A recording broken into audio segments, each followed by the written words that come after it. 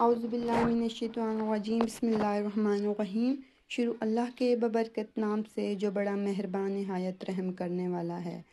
میرے تمام بزرگ حضرات اور میرے بہن بھائیوں، السلام علیکم۔ امید کرتی ہوں کہ آپ سب اللہ کے فضل و کرم سے خیریت سے ہوں گے۔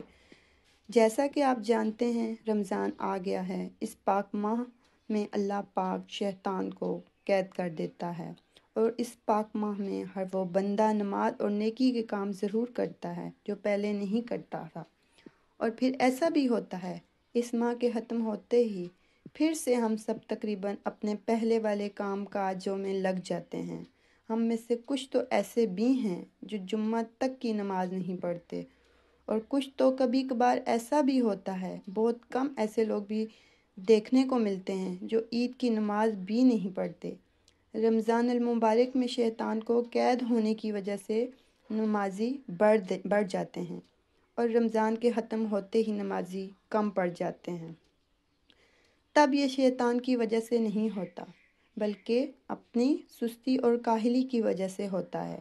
رمضان میں بہت سے لوگ رشوت لینا چھوڑ دیتے ہیں، لیکن اپنی بری نیت برائی نہیں چھوڑتے۔ یہ چیز سوچ کر روزوں کے بعد ڈبل کر کے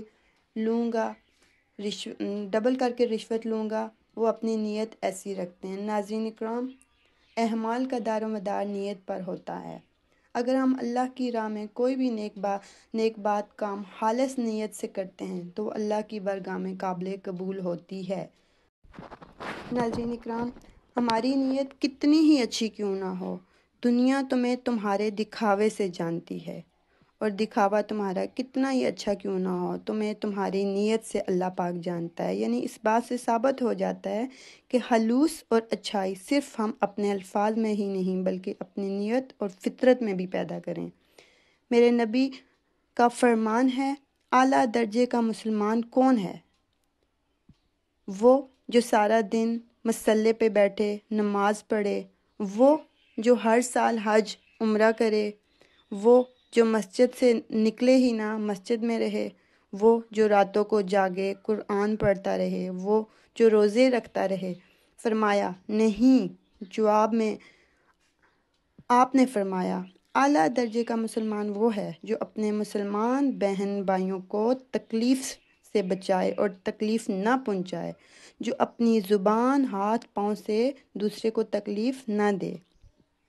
میرے نبی سے پھر کسی نے پوچھا، میرے محلے میں ایک خاتون ہے، وہ راتوں میں نمازیں پڑھتی ہیں، تہجد پڑھتی ہیں، دن بھر روزے رکھتی ہیں، لیکن زبان کی بہت سخت ہیں۔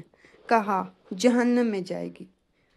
انہوں نے فوراً کہا جہنم میں جائے گی۔ پھر کہا ایک خاتون ہے، وہ نہ نماز پڑھتی ہیں نہ روزے رکھتی ہیں، لیکن نہ کسی کو گالی دیتی ہیں نہ کسی کا دل دکھاتی ہیں، اور اس کی زبان کی بول، اس کی بات چیت کا انداز بہت میٹھا ہے۔ تو کہا وہ سیدھا جنت میں جائے گی۔ پھر پوچھا سب سے اعلیٰ درجے کا مومن کون ہے؟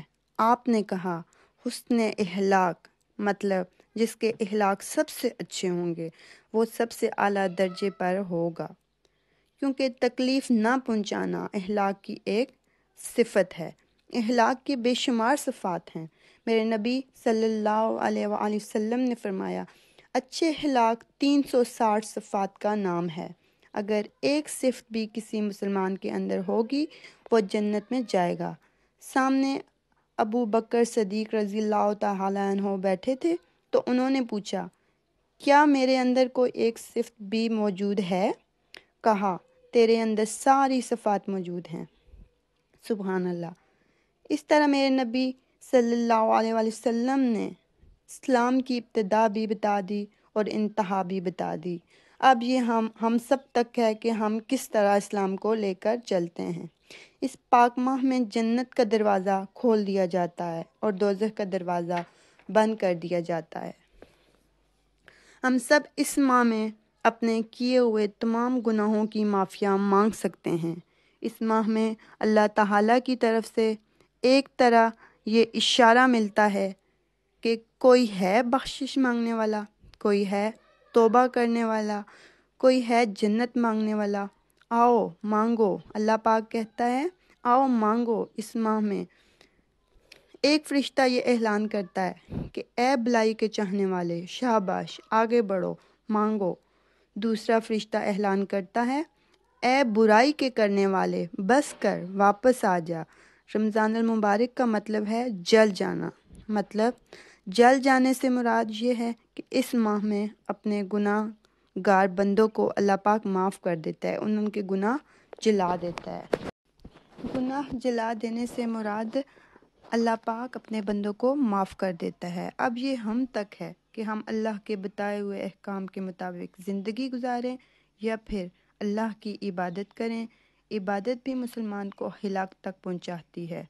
اللہ تعالیٰ ہم مسلمانوں کو کہتے ہیں اے ایمان والو، بدترین ہے وہ شخص جو اللہ کو نہ مانے، قرآن کو نہ مانے، یعنی اللہ تعالیٰ کے دین کو نہ مانے۔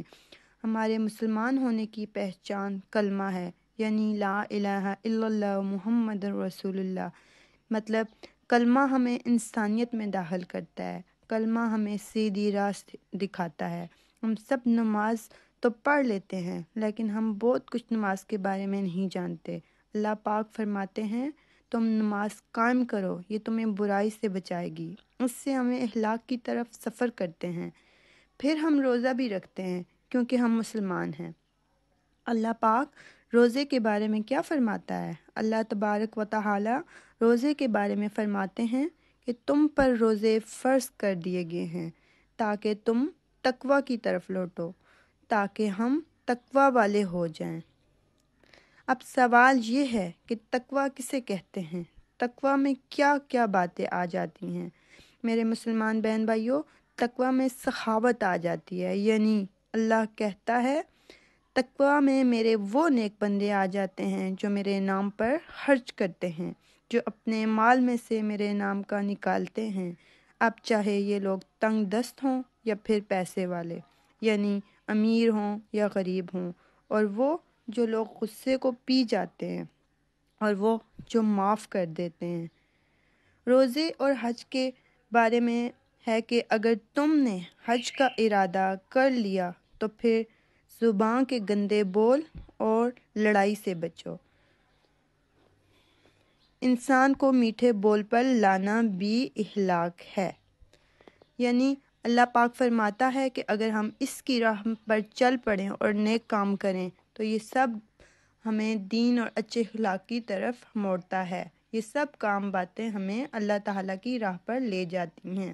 اللہ پاک کہتے ہیں زکوٰۃ ہو تو اچھے اخلاق بنتے ہیں، یعنی اگر ہم اپنے مالوں میں سے اللہ کی راہ میں خرچ کریں گے یا پھر خود سے نیچے مستحق بندوں کو اس کا درد محسوس کر کے زکوٰۃ دیں گے یا ان کے ساتھ کسی بھی طرح چلیں گے تو یہ بھی اچھے اخلاق میں آتا ہے۔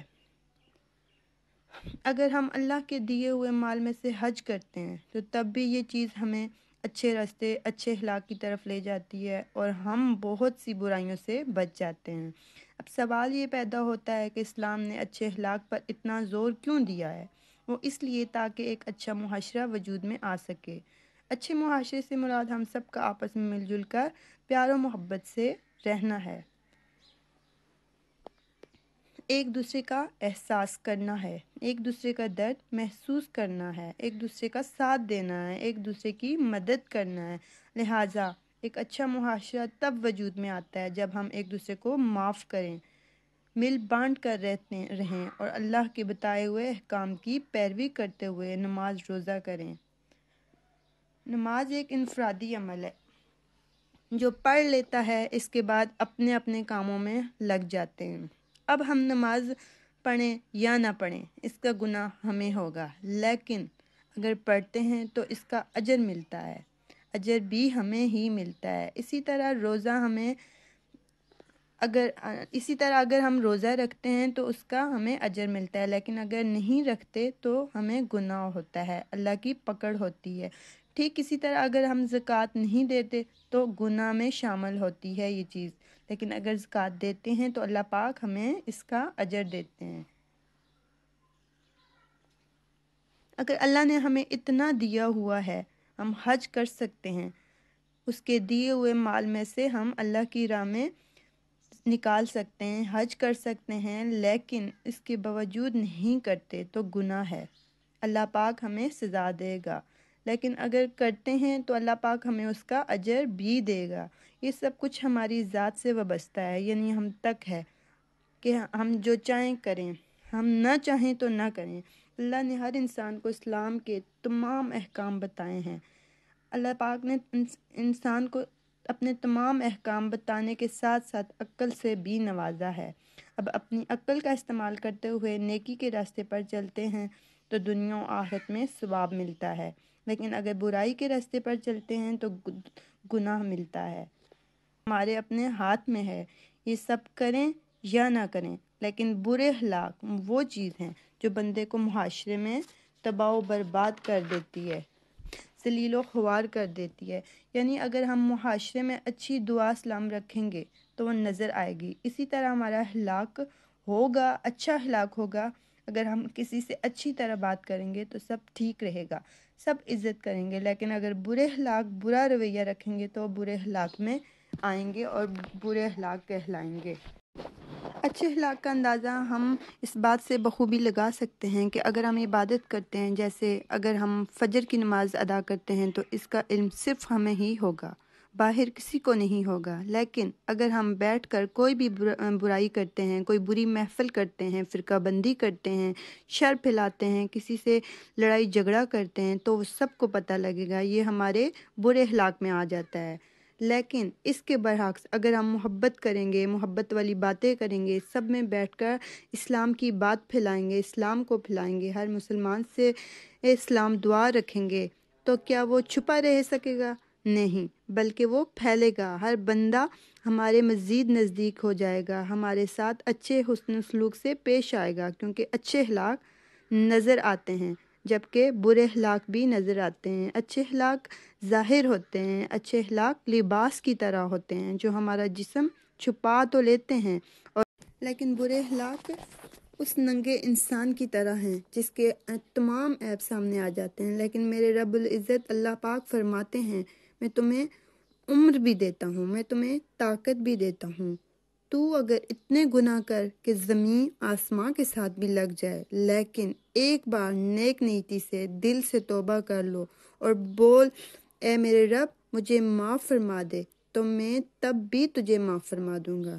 تو میرے بہن بھائیوں، رمضان شریف آ رہا ہے، اللہ سے معافی مانگ لو اپنے گناہوں کی دل سے۔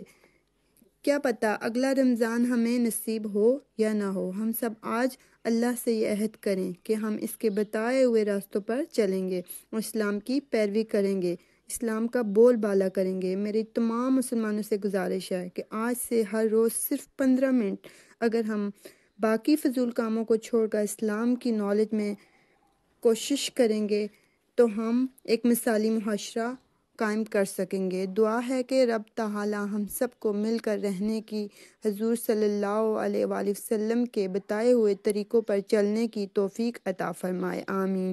اور اللہ پاک